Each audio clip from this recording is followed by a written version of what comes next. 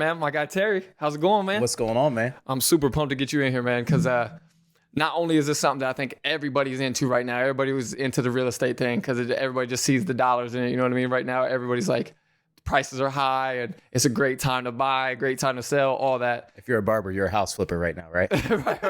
Right. Seems like everybody for sure. But so not only is a lot of people out there interested, I'm pretty interested, honestly, Sure. like just because I've always been somebody kind of save a little money, done what I can to try to keep my credit really good. Me and my wife both have really good credit. And I'm like, maybe it's something I should look into. You know what I mean? Go. Just jump, baby. Well, I like hearing that. Get into it. But on top of that, I'm a guy that likes to get some information and stuff. So I've been watching a few videos lately and reading things online and trying to pick up things from people I know and talking to people. But also I was like, this would be perfect because I get somebody on here that's really doing it in a major way and can have some real good information for me and the people. That way I can provide more value to the people listening. I appreciate that. So usually we go in deep, man, right off the bat with like a kind of like an in-depth origin story. But I think, like I said, since I'm trying to get more into just giving people value and getting it handled quick, give people kind of just a brief story of how you came up and where and how it just up till getting started in the business world. Cool, man. So I'm from the south end of Columbus, baby. Born and raised. There we go. Like the big running joke is I can't get north of 70. It's like still south of 70, baby. But yeah, grew up down there, man. And I was always a fitness guy. Back in the day. And, you go through sports, you're trying to be an athlete. You have these dreams thinking you're going to be in the NFL one day. And then reality slaps you in the face and it's like, hey, dumbass, you're 5'7". You ain't making it to the league, all right? Right. But you find other things that you can take that same mindset into. And for me, it was the fitness industry. And so I got in the fitness industry after college. I think I went on like 11 interviews after I graduated college. It was middle of the recession. 2008 hit, Armageddon, and I'm like, and I didn't really get it at the time. I mean, still when you're 22, you're still dumb, you're still young, naive, and but I finally landed this job, this place called Urban Active in Columbus, and it was just purely a sales job. I'm like, well, hey, let's do it, man. I mean, I'm gonna make some money. Let's get after it, But the more and more I worked at Urban, it was just, I mean, literally everyone says, oh, I work 14 hours a day, I work 16 hours a day, like. No shit, I worked 18 hours a day. I would sleep in the gym. And the only reason I was good at sales is because literally I would take all the 5, 6 a.m. appointments and because no one else would take them because no one else was waking their ass up. But then I would also take all the 9 and 10 o'clock appointments. And I realized if people were scheduling in the morning or they were scheduling late at night, the chances of them being serious and buying something from me were actually pretty high. Oh, okay. So then it was like, I'm like, damn, man, I only got 6 hours, so I got to be here again. I might as well just kick it at the gym. Just sleep here. It makes a lot more sense. Savage. And so I did that for a couple of years and I just realized it wasn't going to be a long-term thing. There's no way you can keep that pace long-term. And so that's when I saw real estate was like potentially an option or like a way out. And so that's kind of what got me into real estate was just literally working sun up to sun down. I'm like, I can't do this no more. Oh, okay. Yeah. Looking for like a long-term thing that makes more sense for your time. Yeah. Okay. And absolutely. And I always look at it as like, okay, like if everything crumbles, what am I left with? In real estate, especially if you're owning rental properties, you're owning real estate. Like if you're not crazy with it, like they can't take that from you. You own land, they cannot take that from you. That's something I've heard a lot of lately that got me interested too, is it was like basically saying how like even recession hits, whatever, this and that. It was like if you're renting properties, like if you're owning and trying to flip and you're trying to sell, you're hurting when you get stuck. Yeah, and because you're stuck and people aren't buying. Because you got one way out. Yeah, but people still have to rent. The people are trying to stay in their houses even in the recession. And then a lot of people that lose their houses on mortgage and stuff end up having to rent. They all have to rent. Yeah. I mean, look what happened now. Like we're in this affordable housing crisis, or so it's called, because everyone lost their house, couldn't afford to buy a house, and they're forced to rent. So, I mean, I wouldn't say recession proof, but it's recession resistant for sure. And just as long as you're smart with it. And I mean, we're not the type to like jack up rents through the roof or anything like that. But at the same time, like I have a product that everyone is going to need no matter what happens in the economy. Right. That's been exactly my thoughts and my reasons on wanting to like kind of get more information on it and try to get into it. I think it's a lot of people. I think that's a lot of people that are going to listen to this. And a lot of people out there right now too, is like their thoughts. And I think everybody loves that idea of what do they call it? Whether it's mailbox money or whatever it is. Mailbox money. You know what I mean? Where they say, you know what I mean, you're making money when you sleep, or making money, Yeah. you know what I mean, without being there constantly, and devoting your time constantly, spending so many hours like you're talking about. Exactly the kind of thing that led you that way. Absolutely. And once you get assets, I mean, that's another employee. You know what I mean? That's a team member that's working for you Yeah, I like that mindset. all the time. You know, and you think about it, like every time you get a little bit of money, that's another employee that should be going to work for you every single day. That's a good one. You know what I mean? Yeah. I mean, you're building your own pyramid scheme almost. You Gotcha. know? Yeah. Oh yeah, I love that. Gotta get these little monies working for you, baby. For Get 'em sure. working for you. I mean, and that's been something that's been an interest of mine as well. Like I said, because I've always been somebody who saved a little bit. I'm always like, man, I hate to save and just have savings. Yeah. It's like it doesn't. What are you gonna do with it? Yeah. What are you gonna do with it? And it's like it makes so little unless you're going crazy with how you're investing it, with trying to take big risks on stocks and things like that. Yeah. It's like I've never been that dude either. But also give people a little brief idea too, because you are the man from the Powerhouse Gym as well too. So. Oh man. So in the fitness industry, you know, you always have this dream of getting back in, and I don't know, it's just something that doesn't leave you, man. It doesn't leave you. So I had an opportunity. Actually, the guy that gave me my first shot in Urban Active, and I'll back it up for a second. Literally, I met this dude at a party late at night, and we had a lot of drinks. I'll put that out there, a lot of drinks. And he said, hey, if you remember my name the next day, I'll make sure you have a job in the morning. Email me in the morning, you'll have a job. And so, man, I woke my ass up at like 4:30 in the morning on like an hour of sleep, emailed him like twice, remembered his name once, and had an interview like that Wednesday. And we worked together for a couple years at Urban. And I was always grateful for that, for giving me the opportunity. So when it came time for me to be able to reciprocate back to him when he was looking to get into Powerhouse, it was originally a Gold's Gym, and we had the opportunity to do it. I'm like, man, this is just, it's like full circle, you know? And so, yeah, we've owned that for, 4 years now. Gotcha. So, and it's the official gym of the Arnold Classic. I mean, when you Google the best gyms to work out at in the United States, like we're up there with like, I think it's Old Town Fitness down in Key West, like Venice Beach, like Powerhouse Columbus. It's up there. Oh yeah. Anytime I've ever searched it or came across it or anything, pictures of Arnold, pictures of people from the Arnold, the biggest people from Columbus. Yep. You know what I mean? It's just like you definitely see that it's something that it rings bells around the country. Oh yeah, Ronnie Coleman comes in, Arnold comes in, and when you see Arnold and he's wearing a Powerhouse Gym shirt, it's a Powerhouse Columbus. That shirt. has to feel good, man. Oh, dude, it feels so good. Yeah. I bet. And it's crazy. You get all these celebrities that come in and. You know, and they want to work out there. They're like, wow, like this is like the gym I want to work out. Oh yeah, and I'm sure they've seen it on people's socials it's and all that. Huge IG gym. gym. Yeah. That's dope, man. That's real cool. Gym for sure. That's real cool. So now we got that out of the way, man. Let's also get into some more good stuff as well too. Yeah, for sure. Now we got the background, all that. So with someone listening, like I said, similar to me, you know what I mean? They have decent credit. They might have a little savings, maybe they don't, because I hear a lot of that too, and maybe you can speak to that too as well. I hear a lot of people say you don't necessarily need money to get in. You should, you could, you know what I mean? This and that type of thing, but they say like you don't necessarily need it if you have really good credit. So give me an idea. Somebody has good credit and they either have a little savings or they don't.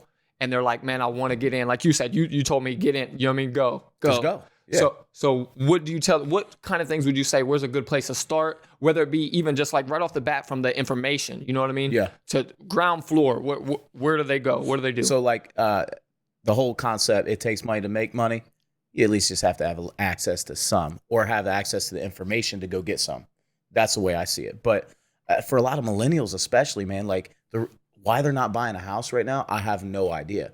And you don't need the Taj Mahal when you're 25 years old. You don't need to go live in some, penthouse, middle downtown. Like you need to suffer and sacrifice a little bit. And I truly believe that. Like live somewhere that you're going to have some built-in equity. I mean, you can buy a house now for 3.5% down. Think about that. They're going to loan you 97% of an asset. Like that's a no-brainer, bro. Like why wouldn't everyone jump on that when deal? You think about it like that, for sure. You know what I mean? Like someone's going to give you a 97, almost 100% loan for something. And if you buy right, you buy in the right area that might be appreciating, or you can put some sweat equity into the deal. Like that's a no-brainer, man. And I mean, that's how I got my start. I mean, one house, man. One house. I bought it for $79,423. Put like $4,500 down. Basically cleared out my savings, which was like another like $4,000 at the time. So I'm all in this house for $8,000, and it ended up appraising out at $128,000 in 6 months. What year was this? 2011. Okay. So, but even then, like power washing the house, I'm paint and trim. I painted the cabinets. The cabinets were that old school, like Saved by the Bell, pickled wood. All right, I just painted them black, like, and put some knobs on them. They look good. Oh yeah, I mean that's definitely something. I've seen people I know doing cabinets and stuff like that in the kitchen. A little bit of paint and those the handles, the fixtures, man. The fixtures, man, they're like $10, bro. Yeah. You're gonna get like a 1,000,000% return on your investment. So it's like, you do all these little things, and it adds value. It adds some type of character to the house, and then boom, and then when I went and was able to access 80% of that money, so I went back to the bank and said, hey, my house is now worth $128,000. So they gave me a loan for $101,600 minus the $75,000 I owed. That's like $27,000. I'd never seen $27,000 before. I didn't know that shit existed. And I like, that was like the wealth code to me. I'm like, dude, I was hooked. Like, how can I do this shit more? How can I double up? Like, so sorry if I didn't catch it there. Then you were saying, so you took out another loan based on that, or you were just saying once you flipped it, or what? Yeah. So no, I actually kept living there. So my payment at the time was like $710 a month. Okay. So when I took out that new loan, my payment went up to like $805 a month. Okay. So my payment went up $95. I cut cable, so I actually saved money. All right.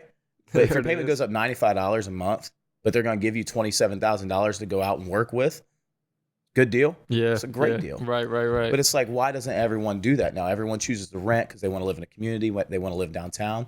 And the developers and the big apartment guys, the guys that are owning this stuff, are the ones getting rich. Now, I'm not saying you shouldn't rent, because I think there's certain times you could rent and it's a better deal for you. But I mean, you got to get in the game at some point. And whether that's an owner-occupied home, buying a rental property, like, just buy something. What do you say to the people that maybe think, because I've thought about this too, I'm like, man, it seems like with everybody getting in, is it hard to catch a deal now? Is it For sure. Okay. I think it's definitely a lot harder than what it was maybe even like 3 or 4 years ago. Mm-hmm. But I mean, you got, like, we're in Columbus, Ohio, bro. Like, people are moving all over from all over the country here. Like, we're the next wave. So I mean, just get in the game here, man. Like, it's going to come. I mean, they're putting one of those, what is it, the monorail thing that's going from Chicago to Columbus. Like, oh yeah, we're the next thing. For sure. Because I mean, that's something I've heard for years now, is the growth just keeps going and going and going and going for the city. More and more people moving here. I've always told people, I've always noticed it, because from the time I started at my job years ago until now, it's like traffic difference. Yeah. It's night and day. Yeah. It's night and day. So it's like, there's not all this more traffic just because everybody wants to drive more. You know what I mean? Yeah. I noticed it right off the bat, like, oh yeah, it's clear to see our population is growing like crazy. I mean, there's cranes everywhere. Right. That too. Yeah. Construction, apartments being built everywhere, housing developments in the outskirts. But apartments are being built. Housing is not being built. Mm-hmm. Yeah. More people do want to live in apartments, but what's going to happen when millennials start having babies? Right. Where are you going to go? You got to go to a school district. Mm-hmm. And want a yard and all that. Exactly. Right. Makes sense. So eventually that's going to start happening. We've had this gap, but I mean, everything's cyclical, man. You're going to see some of these apartment buildings going to foreclosure at some point. People are going to want a house again. Everything cycles, man. I mean, back in the 20s, I mean, people lived in apartments. Not a lot of people lived in single family homes. In the 50s, they built a bunch of single family homes. It's just, it cycles, man. Right. Plus, I think when you get a big boom of increase in population, that usually happens too, right, as well, just because people just come here quick and there's not enough houses. Yeah, and they want to be nimble. They want to be able to move. Right. Makes sense. I don't like it here. I want to be and they don't know the area well enough to know sometimes. Like, they're just, I've seen that. I want experience. Yeah, I've seen that with people too. I've had people that I've met, like I said, whether it be at my job or a friend of a friend, and they're like, yeah, man, I just moved here. Like, what's some good areas? I mean, they'll ask because they just they don't know, and they want to hear from the people that've been here a long time. And I'm always trying to tell them, yeah, you got to go a little bit outside. You know what I mean? Like you say, kind of above 70, a lot of times it's your best bet. But if you go to the outskirts, you're good too. There's some stuff that's, okay, south of 70. For sure. I mean, I'm south of 70 barely. I'm sure a lot of other people I know with nice places are south of 70. But also, so with the people, and this is all I hear from anybody, deals, getting deals. So I'm always kind of like, I know that means something different for everybody. And depending on what type of, how you're in the real estate game and what houses and stuff you're involved in. But if you are somebody that's looking after like something like yours, because this is your thing, right? Single family homes, that's your stuff, right? Single family homes, things like that. Where does somebody go that they're looking for those deals, or what exactly does somebody mean when they're saying finding those deals? Like for us, for instance, I mean, like, we do a ton of marketing. If you see me on social media, like, I'm like an internet troll. Like if anyone's got a deal, I'm like the first one to throw some rocket ship emojis at it. Like I want to be the first one to the deal, you know? But I mean, man, we do cold calls. We do direct mail. We got these little door hangers that said, hey, we want to buy your house. I mean, we got high school kids that run these things around. So is that kind of your best idea then? Sorry to interrupt, but as far as like going after people that maybe are looking to sell because they're going to lose it anyways. Yeah, they're going to lose it anyway. Gotcha. Yeah, that's kind of what I've heard, and I just wasn't sure. Yeah, so I mean, really, we're in a helping people business. And that's what it is, man. Like the more that you help people, like the more money gets thrown your way. Right. And I saw someone else talk about that, a young dude that I've been following recently. I think he's here in Columbus too as well, that was kind of talking about that. And he was saying like, people may look at it negatively, but honestly, you really are helping somebody, because if you can actually buy it from them before they have to go through losing it and bankruptcy, whatever else comes, you know what I mean? You really are doing good for them. We had a lady, we actually just put a house in contract yesterday. We had a lady who, she was hell-bent on moving to Tennessee. That was her dream. And she was getting a divorce from her husband. And she said, I want to move in 2 weeks. My sister's down here. She just got this place, and I want to be able to celebrate it with her. But I can't unless I get the money from this house. Okay, boom, signed the contract. You know, she walked away with cash in her pocket. She was happy. She got a fair offer for it. I mean, the house was shitty. We had to do work. But, I mean, that's what we get paid to do. We get paid to do work. You know, like a car dealership, they get paid to, you know, change the spark plugs, you know, pretty up the car, fix up the body work.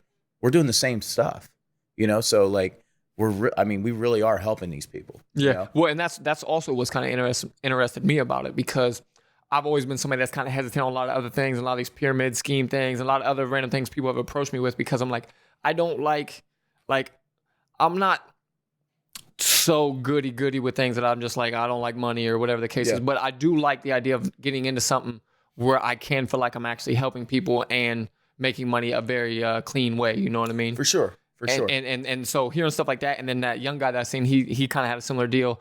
A guy that wanted to move all this and that. He rented a U-Haul, helped him pack his stuff up, and drove him to another state with him and his cat or dog or something in the U-Haul. And I'm like, that's the stuff I love hearing about. Yeah.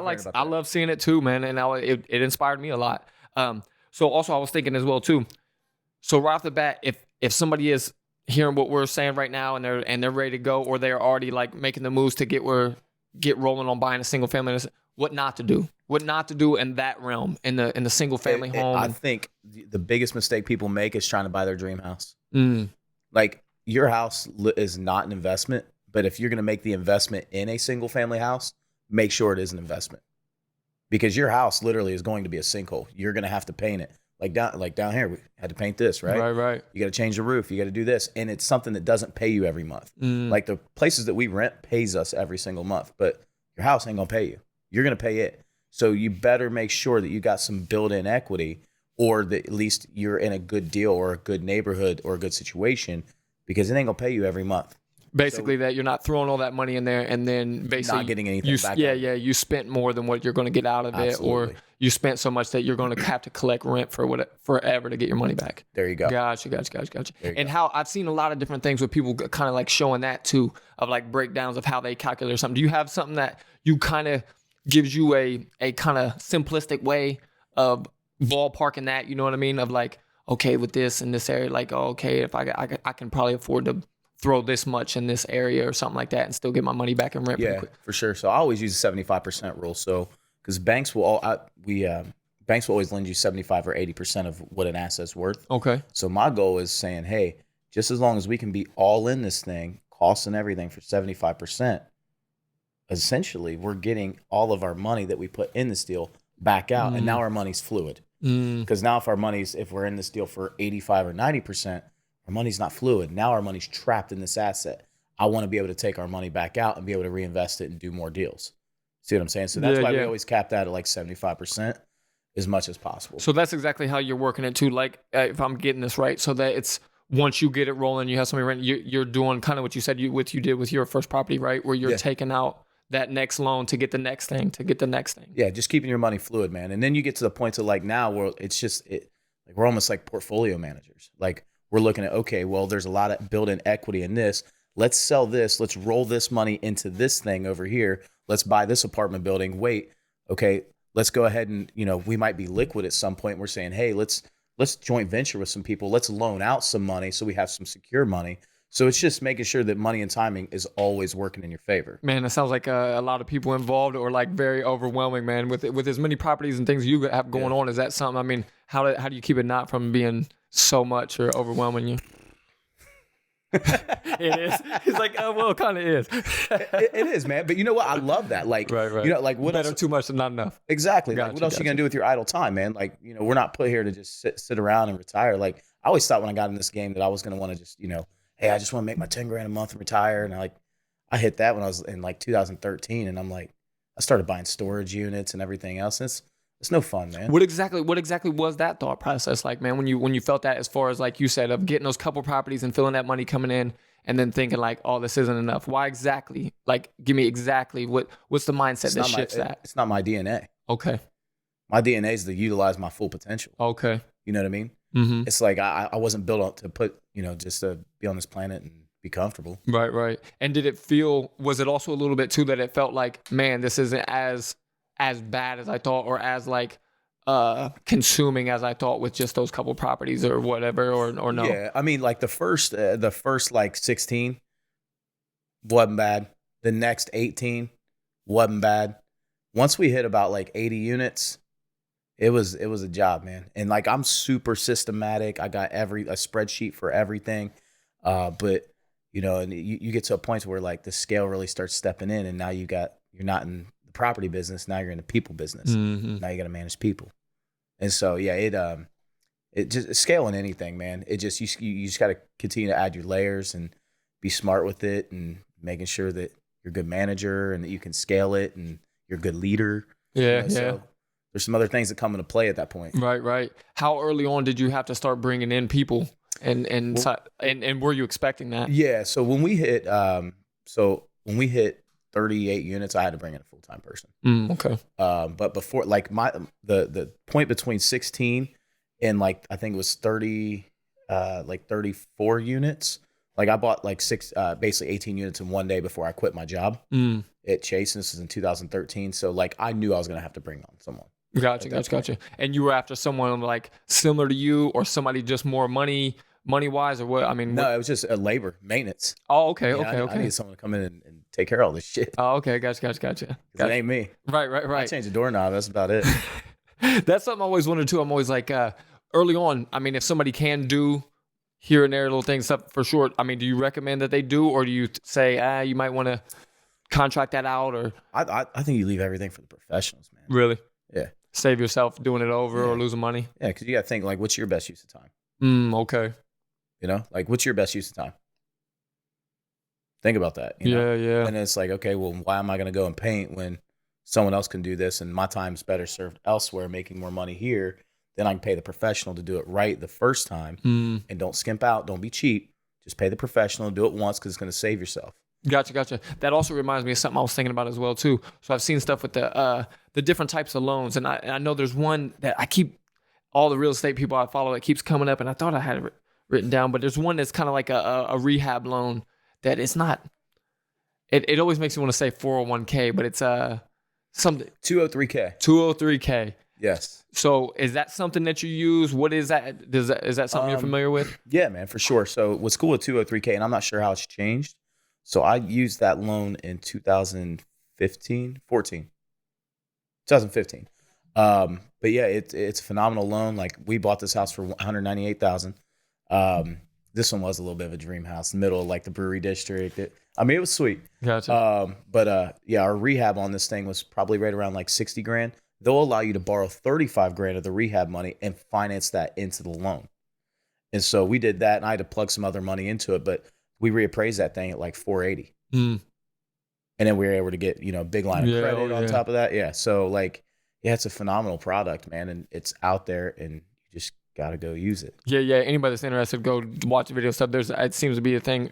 A bunch of the people, like I said, that I follow are talking about it. And it's something that, depending on the area, the state, all that. I mean, I feel like it's better and better. Yeah, I'm sure it's different in different counties. Yeah, and I think, stuff like that. Yeah, for sure. And I think the main reason I heard a lot of people talking about it, correct me if I'm wrong, is they were saying that the cool thing about it was you use that loan money to get the work done and have the rehab done. But on top of that, they make they have to be certified contractors and Yeah, stuff. it's got to be a And real general contractor. You can't have Uncle Joe come over. right. Well, and then they were hang the saying, tile and then, for you. right, and then also they come in and check every so often or something like that Yeah, they too, to make sure that things are being done to code and all that. Yep. So I thought that was a real cool thing too, and I think that's kind of the way a lot of people were explaining it, because they were saying that's kind of a way to save you from hiring somebody that just, you know what I mean, just completely wasted money, wasted time, all that. Everybody wants to use Uncle Joe.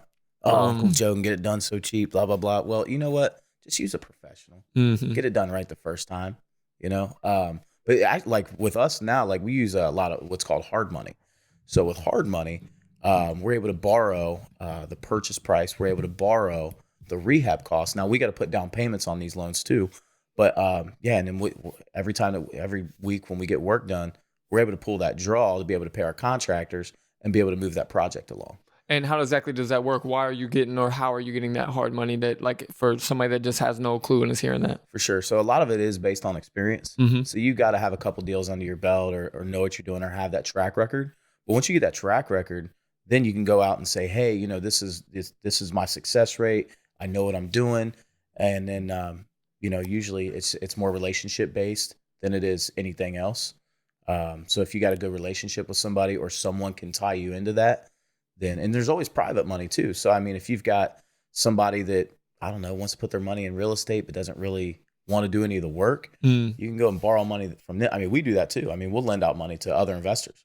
Now we more so do on the short term, but, yeah, man, I mean, there's so much money out here, man. You just got to go find it, go get it. That's awesome to hear. I mean, so when you loan out money too, just because little things that you say spark another question for me, and I'm sure people have it well too. What kind of background are you doing, or what makes you feel comfortable? Like, okay, yeah, All relationship based. Okay. So if I know that you know what you're doing, like one thing I say for a private lender, like my big three things, anytime that we're borrowing money from somebody, the three things they want to know is my investment secure, which it's never guaranteed, but they want to know, is my investment secure? B, am I going to make more than an average return than I would in the market or whatever else I'm doing? And C, do you know what the hell that you're doing?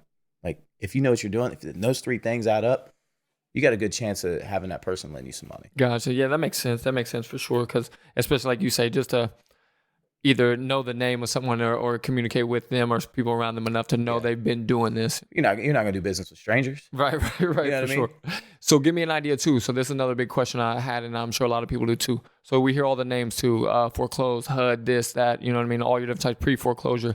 And I feel like a lot of what we're talking about so far and getting at is people is kind of, if you really want to go after deals, is maybe find those pre-foreclosures and find a way to hear about them, you know what I mean? Or find that. But is there one or another that's better for people to look for or to stay away from, that kind of thing with those? So I'll give you a little tidbit. So HUD, if you go on to HUDhomestore.com, if you're buying like your first house and you want to buy a foreclosure, if you go on to HUDhomestore.com, what's cool with them is they only give an owner occupant the first opportunity to buy that property. So they eliminates all investors for the first like 30 days. Fannie Mae, I think it's called Fannie Mae Home Path. They'll do the same exact thing where first 30 days, they're only giving an owner occupant the opportunity to buy that property. Gotcha. And for people just not understand the terms, that's you have to live in it. You have to live in that, right? For I think it's like at least a year. I've seen different depending on the state and things like that, but I know some of them it's years, some of it's 2 years. I think it's a year here for a lot of them, what I've heard. But I mean, you could refinance that loan in 6 months and then just move out and do it again, and then do it again. And then Gotcha. So also talk to me. So I've been seeing a lot of auction homes as well. So yeah, man. So it's starting to be a new thing, like auction.com. Yes. They seem to be running a bunch of them as auction.com. They're selling a lot of homes right now. Okay.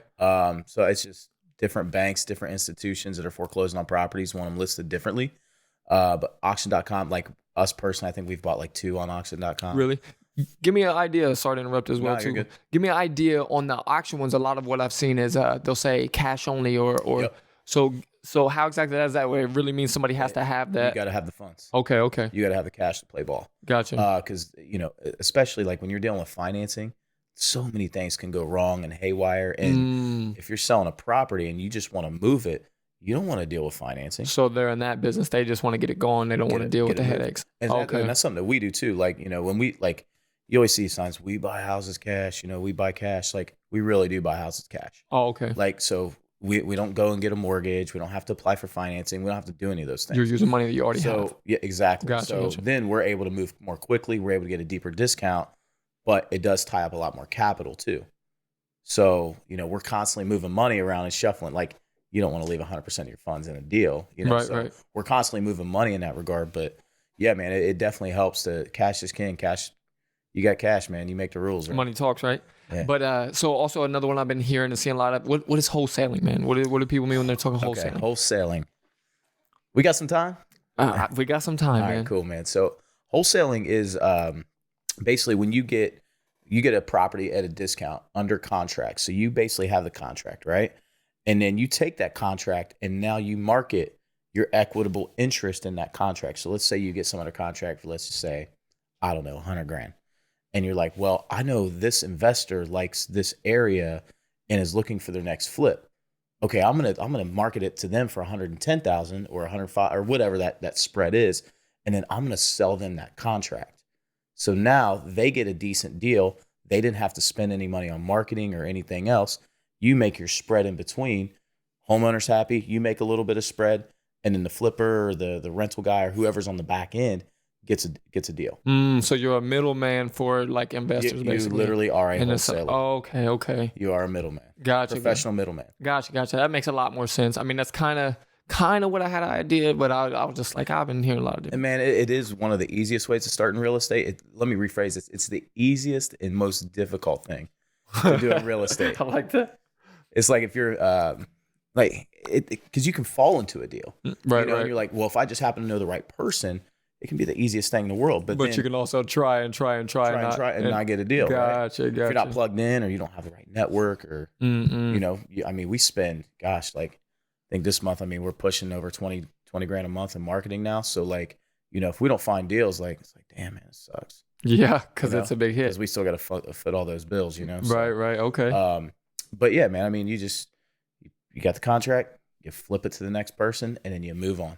You don't have to touch the property. You don't have to swing a hammer. You don't have to do anything. Okay, yeah. So essentially, you're like a marketing company. Yeah, that makes a lot of sense, man. I understand that too, and I've seen that. That's kind of one of the big pitches. I feel like they're pitching to young people now too, like kind of like they're selling things on Amazon. They're doing this. I think it falls into the line of trying to pitch the idea of making money without doing very much work. Yep. Yeah. And it is a lot of work. Oh, okay. But you get a lot of these young kids, man. They're all hopped up on their Lambos, and it's like, made my millions wholesaling real estate, and it's like, dude, you have no idea. Oh gosh, like it's not that easy. Right. I can't imagine it is.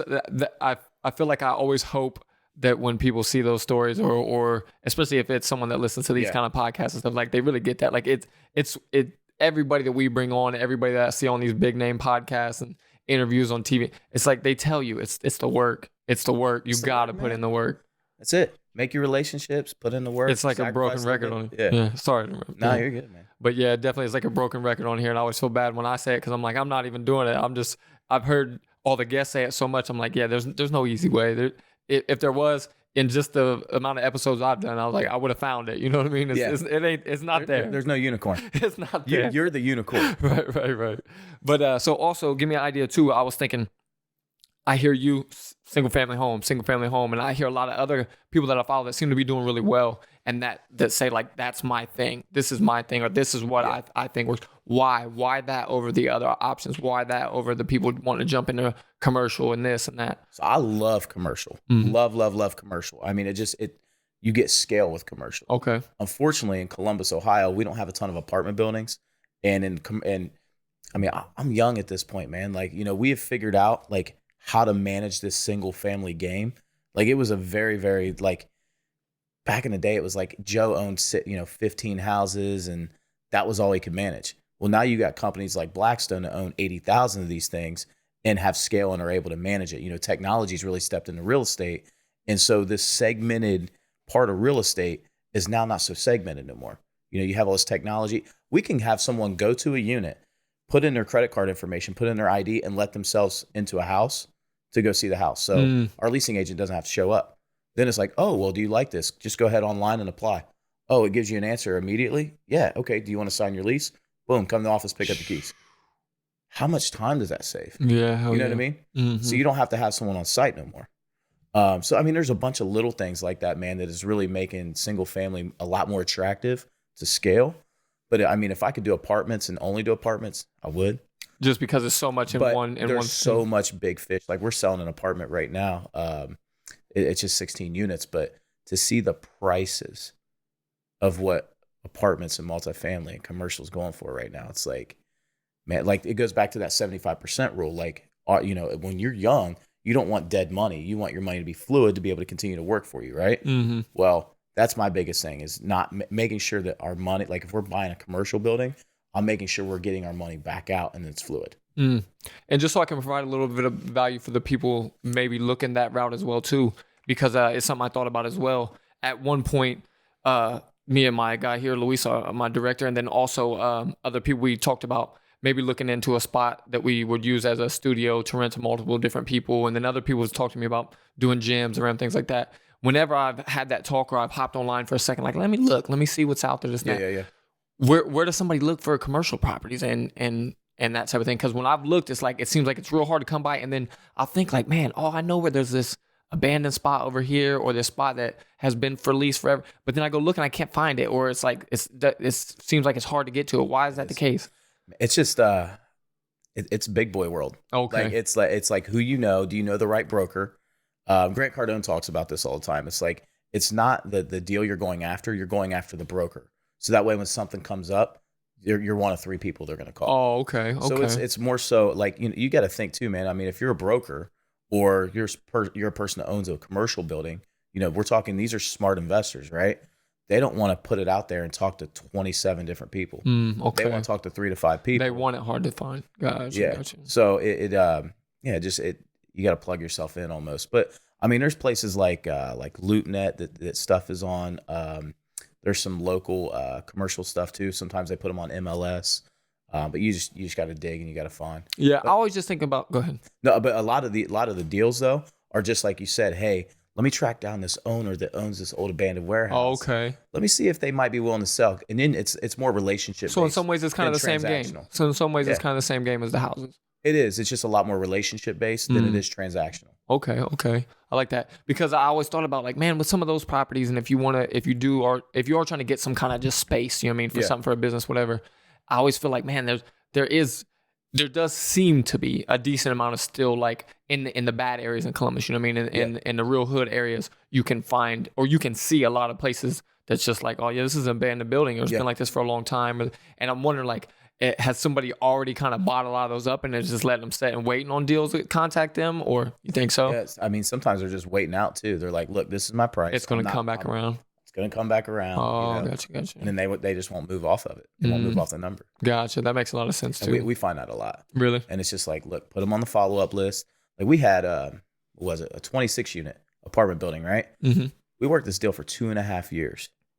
2.5 years, and it finally closed last year. Damn. But like it's just follow up. And off that deal, I mean, we've made. Oh, we've done all right. We've done all right. It's starting to feel worth your 2 years. But it's 2.5 years of just putting it on the follow, and all it is a quick phone call. So I mean, if you're just doing one deal and you're not in the business, I mean, are you going to make a quick phone call to be able to be in a deal like that? Yeah, just put it on your follow up list. Put it on your monthly to do. Yeah, makes sense.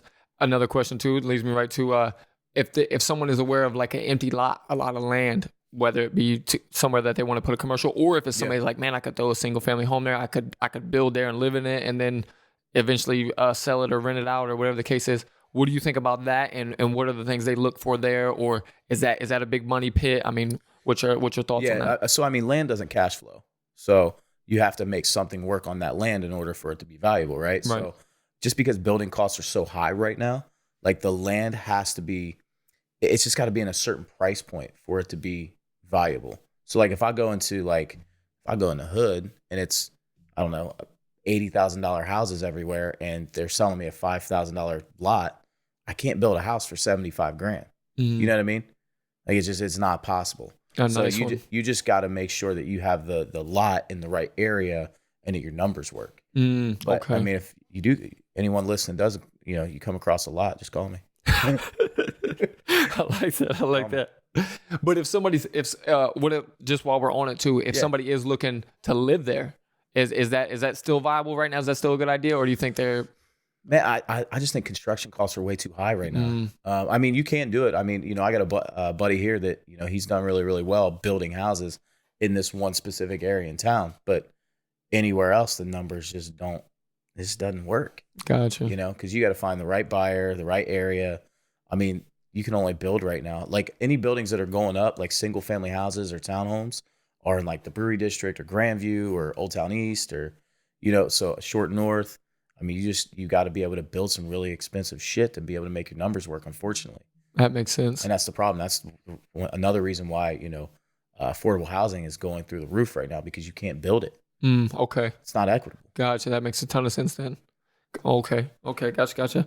Also, are you only buying in Ohio, or are you guys everywhere, or? Right now we're like just in Columbus and the surrounding counties. Gotcha. But if someone brought me like a nice, fat, juicy,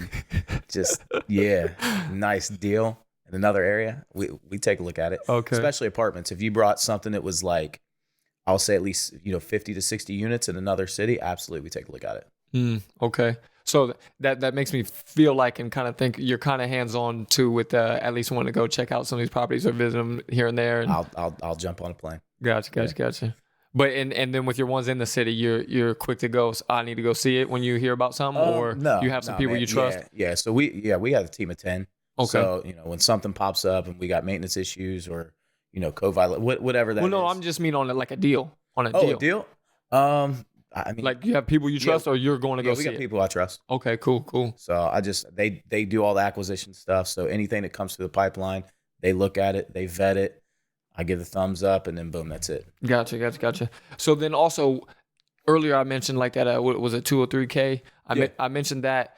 Are there other ones that people should be aware of or know about going into that? For like a home buyer? Yeah, for a home buyer that's, like you said, just thinking getting in the game or buying a house right now that they may eventually rent or flip or whatever. Yeah. Just what kind of ones that have you had some experience with, or you say, hey, you need to get familiar with this, or this might be something that's a good option for you? Sure. So like the loans where you can buy, when you can put the least amount of money into a deal and get the maximum loan.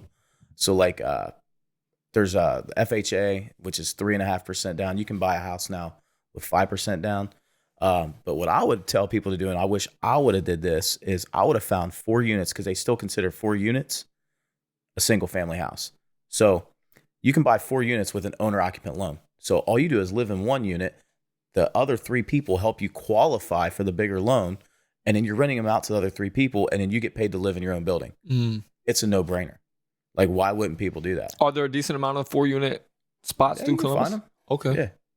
I'm just not real familiar with them just because of the areas I've lived in and been around. I've seen a lot of doubles, but duplex. I mean, same thing. I mean, you're basically living for free at that point. Right. I mean, if you find the right double, like, live for free. I don't have any bills. Like, how much money can you stack for next year living for free? And then that's a catapult, and that's for you to be able to, do more stuff, free up more cash. When you're looking at some of those deals, whether it be the single family home, and you're looking and you kind of check out the area, what's something that's like, this area is just not what is something that actually shuts it down for you? Like, this area is not the way to go. Man, being as PC as I can,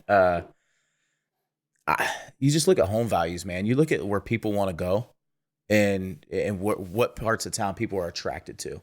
And right now, people are attracted to downtown. Right. People want to be as close to downtown as they possibly can, but they don't want to walk down the street and worry about themselves either. You know what I mean? Mm-hmm. So you have to find those right pockets where you're seeing things change and kind of just ride that wave. And that's what we do too. Like, I look at areas that are being highly flipped. So when you start to see people going in and flipping houses, and you start to see like those first 2 or 3 sales in that area, I don't want to be the first one, but I want to be the second one there. Okay. You know what I mean? Yeah, hell yeah. So, but I'm looking at areas that are close in proximity to downtown for sure. Gotcha. Another question I had too that I saw somebody talking about on another podcast I listened to, and they talk a lot of real estate stuff like that. Somebody was all about the mobile homes, and I'm like, man, like, it sounded kind of crazy at first, but then I heard them talking. There was a couple that was doing it, and they were talking more and more. And I'm like, they were talking about how little amount of cash they would have to spend to acquire a lot of them, but then they were renting them for basically the same prices that people were renting homes in that area and all around there. So they were kind of getting the same return, but nowhere near the same kind of output. You know what I mean? So they didn't have to have as good a credit, or they didn't have to have as much saved up. Yeah. You know what I mean? And I was like, have you dabbled in that at all? What do you think about that? Have you talked to anybody, know anybody that's doing it? Not anyone like on a big scale, but man, I mean, it makes money. The only problem with mobile home parks though is like, it's only going to be worth what someone is willing to pay in rent. So there's no intrinsic value there. Like, whereas like if you go like, I don't know, in downtown Columbus, there's intrinsic value to that property because someone wants to live there. You know what I mean? So that can draw those prices up. Whereas like if you're in a mobile home, people have to live there. You know what I mean? So it's only worth what another investor is willing to pay for the cash flow of that mobile home park. I mean, it's a little bit of a dirty game, but like, I mean, if someone brought a mobile home park deal, I mean, I'm doing that deal. Right. Just looking at the numbers, crunch the numbers and see where it's at. But I mean, it just goes back to scale. Like, you don't, like, I wouldn't personally want to have like 10 mobile homes. And it's like, okay, now I got to drive over here, or I got to pay someone to go drive over here. I mean, if we had like 100 of them, now we got scale. Now we can put people on site. Now we can put systems in place. That starts to make sense. Okay. Especially for someone like you. Gotcha. That makes a little bit more sense to me too as well, coming from you, because I think on like a smaller scale or someone getting started out, maybe it makes a little bit more sense from them. But someone, or you do that 10 little 10 unit deal or something like that, and then you're in it for 3 years. You push rents, and then you flip it to someone else to give them their start. Right. And that's the life cycle of real estate, man. It just keeps going. You trade it down, you trade up, and you just keep going. How much selling have you done, man? How much selling have you done? Has it been a fair amount, or is it like you're trying to assets? Man, so I used to say that, hey, we buy and hoard, not buy and hold. And but yeah, man, when you I mentioned this earlier, but now we're looking at this thing as like, hey, we're a portfolio manager. Like, does it make it? Are we getting the highest return on equity by refinancing? Is this property a problem? Is it geographically located where we need to be? Like, we're looking at those types of things now. So if it's not, then hey, maybe it does make sense to sell, or maybe it does make sense to hold on to for another 3 years. So, I used to just try to hang on to everything, but now we're running these financial equations on these properties, based on historicals now, to be able to say, hey, let's sell this, or hey, let's lease option this property, or hey, let's just take these collection of properties back to the bank. Let's refinance these, keep it moving, or hey, let's pay these off. So we're doing a lot more of that now than just trying to just grow it for just to grow it. Yeah. Gotcha. So and with a lot of that, and with a lot of the tools of that, are you guys just doing that off, using your own sweat work of crunching numbers, all that, or is there some different programs and things that you're using that kind of you can put a lot of your stuff into to figure out, like you said, hey, the numbers in this area, this, that, or you guys, that's just something you're doing on your own? Yeah, I mean, some of it's just area and feel, but a lot of it is just numbers and what makes sense at that time, man. It's cash and cash flow and timing. That's all this game is. It's like, okay, what do you need right now? Are you cash heavy? Do you have too much time? Like, where are you at? And then if your portfolio makes sense to let some stuff go. Build your cash, or if it's like, hey, we need to attack some cash flow right now. Okay, then let's pay some stuff down. Let's take these. Let's move these over here. And that's, we're kind of looking at it that way. And then we run them through some Excel spreadsheets and stuff like that too. Gotcha. Just trying to make it more simple for. It's addition, subtraction, multiplication. There's not even division in real estate, bro. Gotcha. That's why I'm attracted. You don't have to be smart. Right. I love hearing a lot of that stuff because, like I said, I think even though, like we said before, it's not something that with anyone that we feel like there's no easy way. You know what I mean? It's still you're still putting in the work. It's still going to take you getting after it to become successful as it does anything else. Sure. But I think a lot of people are getting more and more attracted to the idea of something like we were talking about. It's like, I own these properties and they're bringing me money pretty much regardless. Like, yeah, I'm going to have, maybe I got to do some maintenance now and then. Maybe a random disaster does happen. You know what I mean? Whether it's a natural one or somebody with some water problem or whatever, you know what I mean? I'm sure you get a lot of calls that you don't want to hear, but you got to do what you got to do. But I think that's just becoming more and more attractive to a lot of people to think, with the prices being the way they are, I think a lot of people are starting to hit them the same way it's hit me. Like, why not? Like, why not at least get your feet wet, get a couple properties, get 1, 2, 3, you know what I mean? And see where it goes. The worst thing that happens is you sell. That's the worst thing that happens. That's okay. Yeah, I like that. I like looking at it that way too.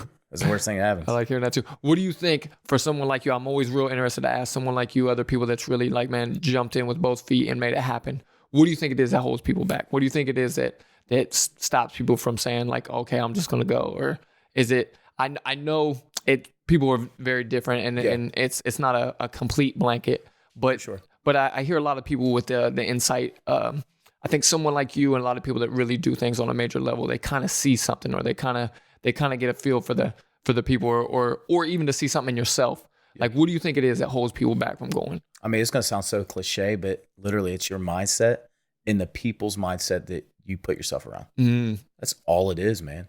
Like, if you know that you're capable of more, like, bury yourself in books, bury yourself around, like, just put yourself around good people, man. And then, like, your mind will slowly change. Like, if you want to learn how to get rich, go hang out with rich people. And if you don't know any rich people, go hang out with rich people, hang out. You know what I mean? Someone's going to take you under their wing if, like, they know you're willing to do whatever it takes, you're willing to work, sacrifice, all that stuff. Like, but that's the biggest thing, man. I just think people, they're looking for get rich quick, and there's no get rich quick, man. Like, I forget who it was. I think it was Grant Cardone, actually. He said, I like real estate because it's not get rich quick, it's get rich for sure. That's why I liked real estate, and it was secure. I knew that, I could go out and make it happen. And it's just literally putting yourself in the right rooms with the right people, burying yourself in the right books. I mean, that's literally how I got started, bro. Was I went on Amazon and bought every single book that I could buy on real estate and just kept reading until, like, I felt like I knew everything, Mm-hmm. And it was like the back of my hand. That's exactly what I was wondering as you started to explain stuff, and we were kind of talking about your beginning and your origin of getting into it. Is I was thinking like, okay, it sounds like similar to a lot of what I hear a lot of people say that get into different business ventures. It's like the more you learned, the more comfortable you felt, or the more you were just doing it, the more comfortable you felt. Because then it's like, then it's not a risk. Right. It's not risky if you know what you're doing. It's only risky if you don't know what you're doing. Right, because then you can just look at something almost, you know what I mean? I'm like, I'm pretty sure I can get some money here, you know what I mean? I'm pretty sure. Like, we were talking about shoes earlier. I'm like, damn, that sounds risky. I mean, that's to me because I don't know it. Okay, like, gotcha. Damn, like, what if those shoes go out of style and she's sitting on all this inventory? And then, like, that's the way that I'm thinking. Dang. But I don't know it. That's the business mind, though, man. I love hearing that. I mean? Yeah. And then you just got to know, like, whatever it is go with it, man. Gotcha. So that knowledge too, man. And I mean, even what you said about getting around the people, that made a lot of sense to me too, because I was thinking how I just heard another big real estate guy talking about how he was in the area and he's like, man, well, I wanted to have some of the biggest listings. You know what I mean? I want to get into the big money stuff. He was like, was it? What's the dude that has oh man, I'm drawing a blank on he has like the crowd fund thing now. I want to say James something, man. Oh man, I'm drawing a blank right now and I hate it. Cause he's doing the schooling. He's trying to start teaching it to kids and people coming up and all that. But I keep wanting to say James something. Anyways, but and I keep wanting to say like Tahoe Fund, but it's not it's a state. I can't think of.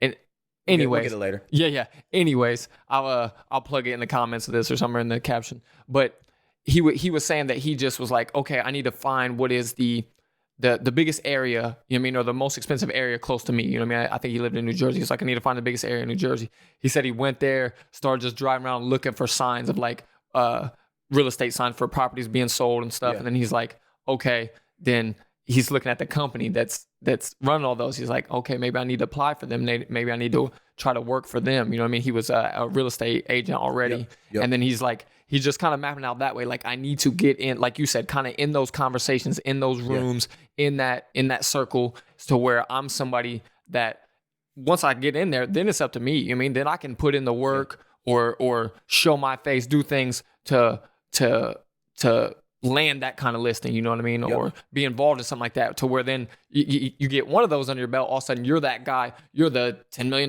listing guy, or you're the whatever it is, you know what I mean? That's high, but just to get that kind of But idea. You're going to need to put yourself in that room for 3, 4, 5, 6 years. Right. And then you get that one, then you pop and you take advantage of it, and then boom. And you just keep it rolling from there. I like that a lot, yeah. But I mean, the trajectory of anybody, man, usually goes like this. Boom. And then you hit that one thing and you just pop. Okay, because of the grind and the knowledge and all that, right? Yeah. And then you get your chance and you just got to shine. Okay. So with you, man, this is something I like to ask because I always like to throw in some stuff that I think people can relate with real hard, especially just an everyday person, whether they're working a job or somebody that's getting just involved to the business. When you get in that slump of thinking like, man, like I'm just not I feel like I'm not hitting right now. Or like I even seen you recently posting about taking kind of like a hard learning lesson and things like that. It's like when you hit some of those slumps or times where it's like, man, am I doing too much? Am I not on the right track right now? Is whatever the case is, you know what I mean? It kind of gets you off that go motivational feel. Yeah. What do you do to get you back on that, on the horse, back on the grind? There is it's actually one of my core values in our company. It's called momentum. And I just, dude, you got to tell yourself you're on a winning streak.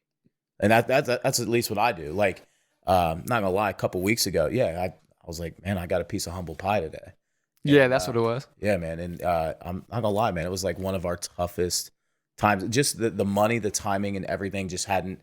I mean, you always hear about entrepreneurs, even the big, huge 600 people companies will talk about payroll issues and this and that. And like, bro, we went through a hard patch, and it was like, damn, man, like y'all hopped up on Instagram. Next thing you know, it's like, damn, this sucks right now, you know. But just things just didn't hit, and we just didn't line up correctly, you know.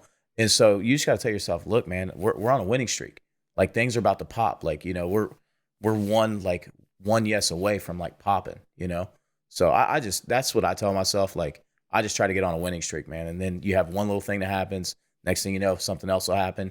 And it's momentum, man. Gotcha. So it's mindset too. Yeah, mindset. For sure. In a lot of ways, what you're saying too, of like just keeping that idea and thinking, counting your wins as well. Don't just count the losses. Yeah, you got to count the wins, man. Gotcha. That's what breeds confidence, right? Yeah, for sure. I mean, it's something that makes me think, like I said, I always try to give something out there that people can relate to. And I think a lot of people kind of get in that mindset, like, man, what if I jump in and I'm like, oh yeah, this is what I'm doing. I'm a real estate guy now, or real estate girl, or whatever this and that. And they hit, oh man, huge money hit, or something happens with the property, or something doesn't fall through, all that and whatever. And it's like, they just want to give up. So I'll try to throw something in there like, you know what I mean? What is it? And for them early on, maybe it is going to be hard for them to try to say, well, I don't really have any wins yet, or this and that. But I think what you're kind of getting at too is, and that's why I kind of said the mindset too is like, don't let it slow you down. And that's what I hear a lot of the guests that come on say. Don't let it slow you down, and don't let it defeat you, because if you get defeated that easily, you never are going to be successful. I look at it as like Titanic. Like if you jump off the Titanic, like you're going to sink or swim, or you're going to swim to a lifeboat. You know what I'm saying? Like, and if you have any type of umph to you, you're going to do everything you can to swim to that lifeboat. You know what I mean? Yeah. Get out of the water. I mean, you're not just going to sit there and die. You know what I mean? Yeah. And a lot of people think like that, you know, when something goes wrong, or like, especially in real estate, I mean, like, people lose money, man. I mean, it's the reality of the game. And then, you know, they're like, well, shit, what do I do? Yada, yada, yada. Like, dude, go figure it out. Like, you know, go borrow some money. You're going to lose some money on this property, but it doesn't mean that the next property ain't going to hit. You know what I mean? So it's one of the things sometimes that makes me think, and I think it's a lot of talk of a lot of people nowadays that are doing like a side hustle thing, where it's like, sometimes it's almost like, is it slowing us down, or is it hindering us? You know what I mean? To try to stay working a regular gig and do something on the side or whatever, because then when things do get hard, it's easy to be like, well, I can always just keep working or going back to work or whatever. But if we jump in with both feet, maybe it's like, no, this is my only option. I have to make it work. You have to make it work. See, and that's kind of something I think I need to hear. A lot of people need to hear, and it's like, it's something that even when I mentioned to you before the podcast of seeing like what my wife has done in business, and it's just like, it was just, whatever comes up is what I have to do. Yeah. You know what I mean? Yeah. She decided a long time ago she was going to be stay-at-home mom and have her own business and stuff like that, whatever. And it was just like, so whatever comes is what I got to deal with, because this is what it is. You know what I mean? Yeah. And that's what I hear you saying. That's what I hear a lot of the people saying. And I love your comparison of it to like sink or swim, because it's like, yeah, are you just going to not make money? Are you going to starve? Are you going to not have money to pay your bills? Yeah, and if you're committed to something, like you committed to this. Like you basically put on paper that you're going to make this shit happen. Like you committed to it. And if you don't follow through, like now you're a liar. People don't like to be called liars. Right. People don't like to lie to themselves either. For sure. So like once you commit, like that's it. Yeah, I think that's why a lot of people are starting to do the thing and pick up on the thing of commit on social media. Because then they're like, if I commit, man, then people are going to be asking me when I see family, friends. Yeah, and people care about what other people think about them. Right. And so it's kind of, yeah. Whatever keeps that motivation. I mean, it reminds me of something I was hearing about a lot of trainers, and the guy we had on that runs Training Grounds Gym was kind of talking about how the money isn't necessarily for the trainer in a lot of ways. It's for the person, because it's like it holds them accountable to, I got to keep going because I dropped this much money. Right. Half the reason we even sold personal training back in the day at the rate in which we sold personal training at Urban Active was just because they were paying to go work out. Like now you're financially committed to Right. making it happen. And once you're Damn, that financially makes so much committed, sense. like, dude, it's over. Like you're gonna make it work. You know, it's like marriage. You know, like you really financially committed. Yeah, I mean that got to make that shit work. That makes a ton of sense too, man. I'm so glad you said that because that's something I've seen firsthand too. It's like it instantly gives you a different mindset. It instantly gives you a different mindset that no, this is my thing now. You know what I mean? Or this is a forever thing. Or this is what I do now. Yeah. So it changes every way that you operate. Yeah, and I will say this though, man. One of the reasons I do love real estate is if you do want to have a side hustle, it does give you the opportunity to have a side hustle because it's not going to take the time that a traditional brick and mortar business would, or hustling on Amazon or anything like that. Like you can do this in your spare time. You can do it at any level in which you want. So if you just want, hey man, I just I want to be able to take care of my mom and make sure she's got enough, whatever in her retirement. Cool, you can do that. If you want to go balls to the wall, gung ho, you can do that. Like you literally can decide like how far you want to take it, Yeah, and I think, like I said a bunch of times, I think that's exactly people's draw to it now. You know what I mean? And it's mine in a big way because even with me, you talking early and we kind of talking about like what makes you go from like just saying, oh, I just need a couple properties going, whatever. And I think it's different for everybody, and it may be based on how well you do or how once you get to do it, how much you like it for sure. Because if you don't like it, you're not going to give it the effort it needs. But that's something I've always thought. Like I would get into it just enough to be like, start building a stable retirement, you know what I mean? And feel like I could do that. And then if I loved it, cool, let's keep on going. Now You you know, got let's an push. option. Right. But you get to decide. Right. That was the thing that I loved about it is you ultimately make the decision on when you want to stop and start. I like that a lot, man. It's something that I definitely think I'm gonna get into. And I think I'm gonna have to hit you a few times with some random questions and messages like, Terry, It's awesome, bro. That's what I'm here for. I appreciate it like crazy, man. Tell everybody where to find you on social, man. All right, man. At Terry Sums, because someone took Terry Summers, but I'm the only Terry with an A you ever gonna find. That's TarrySumms on IG. Find me on Facebook, Terry Summers. You can find me on LinkedIn. We got a website, terrysummers.com, or you can go on the company, Columbus Home Company. That's cbushomeco.com. And we're the company that buys crack houses. Gotcha. I love it, man. Before we get out of here too, it made me think of one more thing. So are you guys still bringing in more and more people on there? Or are you guys kind of locked up with the amount of people you got right now? Yeah, man. Actually, we're going to be looking to hire again probably the middle of Q1 next year. So cool. We'll be looking to hire a couple more people for sure. Awesome. So anybody interested, there's that too. All right, man. This was great. If you have nothing else, man, I appreciate it like crazy. Absolutely. All right, Thanks for cool, having me. man. This was awesome.